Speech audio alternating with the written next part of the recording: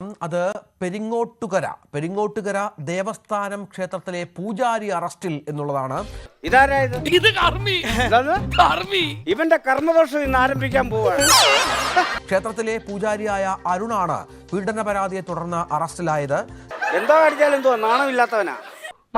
ചെയ്തിടത്തോളം പണി സഹായമൊക്കെ മതി. ഈ പെരിങ്ങാട്ടുകര ദേവസ്ഥാനം എന്ന് പറയുന്നത് അത് വളരെ പ്രശസ്തമായ ഒരു ദൈവിക സ്ഥലം കൂടിയാണ്. അവിടുത്തെ പൂജാരിയാണ് ഇപ്പോൾ അറസ്റ്റിലായത് എന്ന വിവരമാണ് ഈ ഘട്ടത്തിൽ പുറത്തു വരുന്നത്. അത് ഒരു പീഡന പരാതിയിലാണ് എന്നുള്ളത് ഇതിൻ്റെ ഗൗരവം വർദ്ധിപ്പിക്കുകയും ചെയ്യുന്ന സാഹചര്യമുണ്ട്. വാട്സപ്പിൽ നിരന്തരം വീഡിയോ കോൾ ചെയ്തു, പൂജ ചെയ്ത് ദോഷം വരുത്തുമെന്ന് ഇവരെ പേടിപ്പിച്ചു. ഇത്തരത്തിലാണ് ഇവരുടെ പരാതി. പൂജയ്ക്ക് എത്തിയ സ്ത്രീയുടെ നമ്പർ വാങ്ങിയായിരുന്നു ഈ പൂജാരിയുടെ ഈ വികൃതിയെല്ലാം എന്നാണ് മനസ്സിലാക്കേണ്ടത്. ഇവനുള്ള ട്രോഫി ഞാനിപ്പോ കൊടുക്കാൻ പോവാ.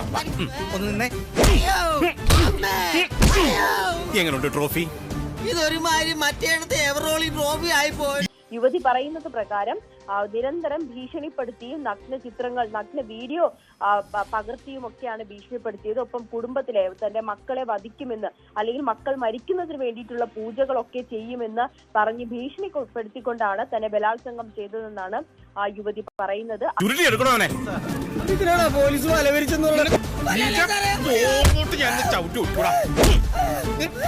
Hello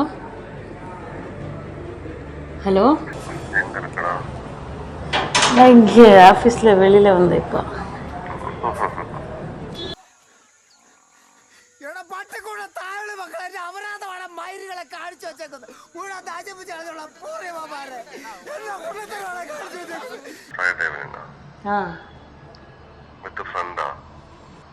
friend വരുതു. Just for A രസം. രാജവെമ്പാലെ വിഴിഞ്ഞ മലമ്പാമ്പിനെ നീ നോയിച്ചുട്ട് ഇനി എന്ത് നോക്കി നിൽക്കുക? ആ വാളങ്ങതാ ഇപ്പൊ തന്നെ വെട്ടിയെറിഞ്ഞ് കുഴിച്ചും കൂടിയ இல்ல இல்ல எனக்கு க்ளோஸ் ஃப்ரெண்டு தான்.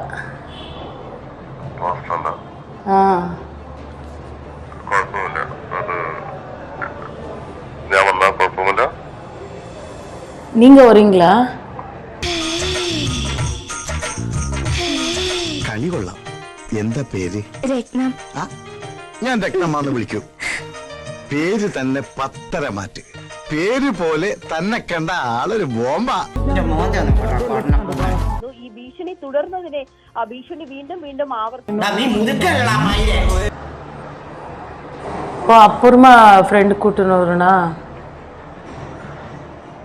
ഇപ്പൊ വരുമ്പോ നീ ഫ്രണ്ടായിട്ടല്ലേ വരുന്നത്?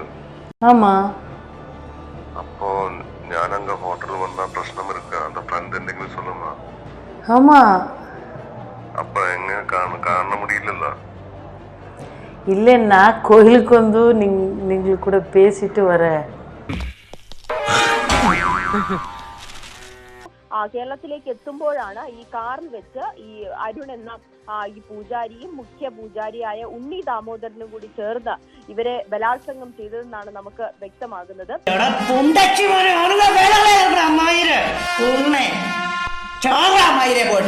അരുണിനെ അറസ്റ്റ് ചെയ്ത് കർണാടകയിലേക്ക് കൊണ്ടുപോയിട്ടുണ്ട്.